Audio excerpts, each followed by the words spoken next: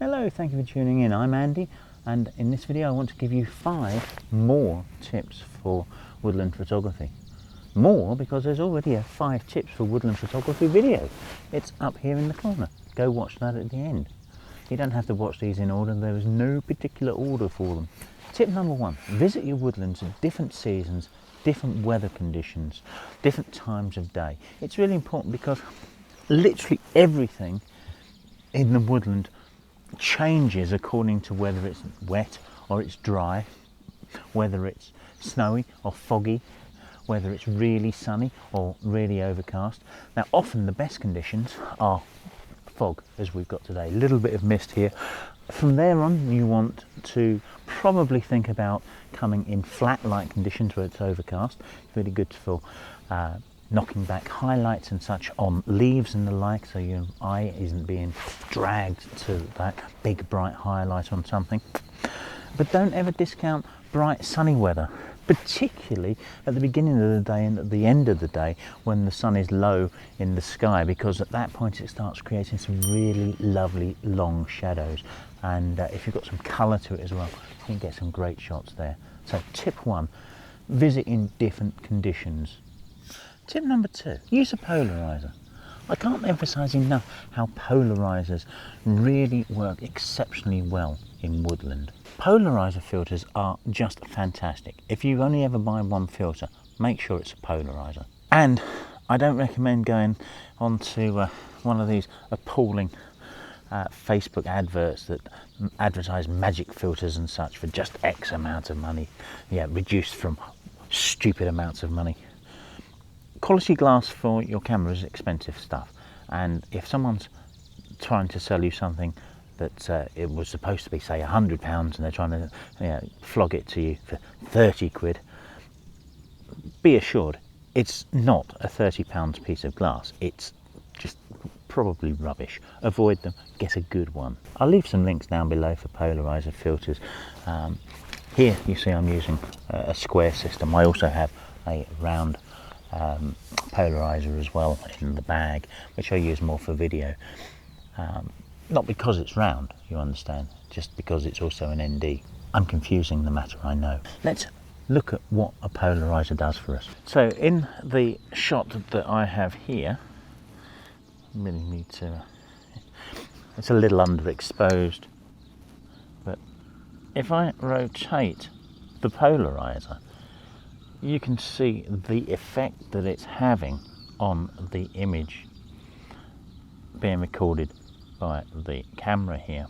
And what it's doing is taking the glare off the water so that we don't have that reflection in the same way as you can see it here now. The polarizer will take that away.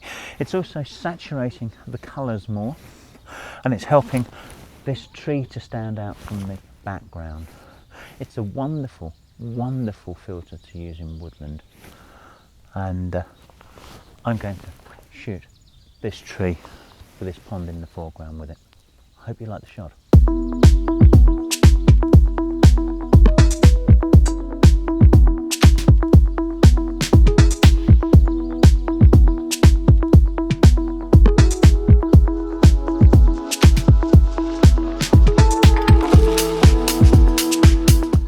Tip 3, use a tripod.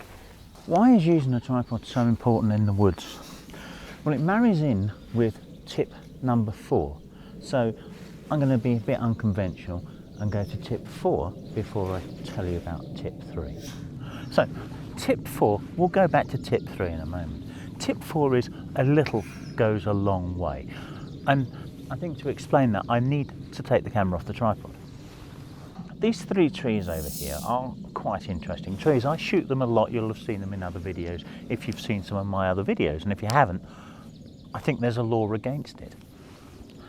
But if I move around just a little bit, you see how the relationship between this tree here and the one behind it changes.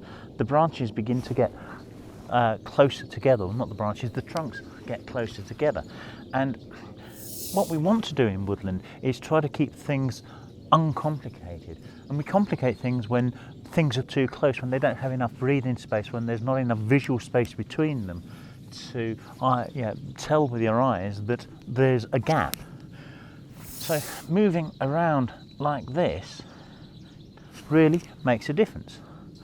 So you might say, well, moving around like that makes a difference. Great, don't use a tripod. But the problem is that, unless you're one of these performance characters that walk around there, or don't walk around, that's the whole point. They don't walk around cities and they just stand there like living statues. I think they're called living statues, aren't they? Unless you're one of those, you ain't going to stand still. You're going to waver around a little bit. You haven't locked in your composition. The tripod locks in your composition. Don't forget, use the tripod is tip 3. A little goes a long way is tip 4. They are 2 tips that are absolutely entwined.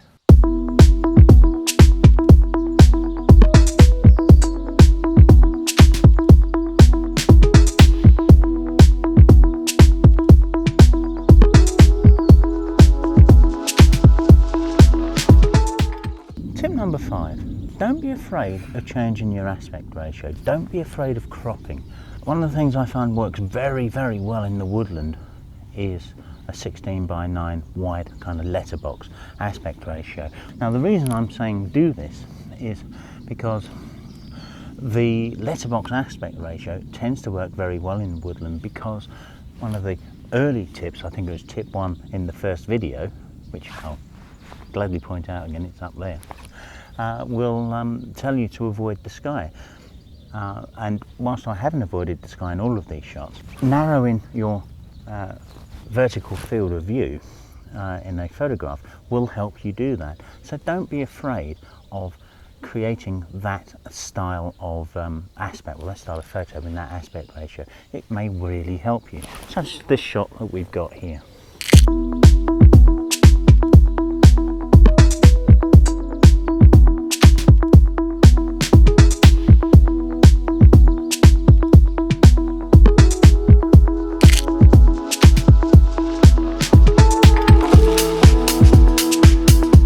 So that's 5 more tips for woodland photography. Don't forget to watch some of my other videos.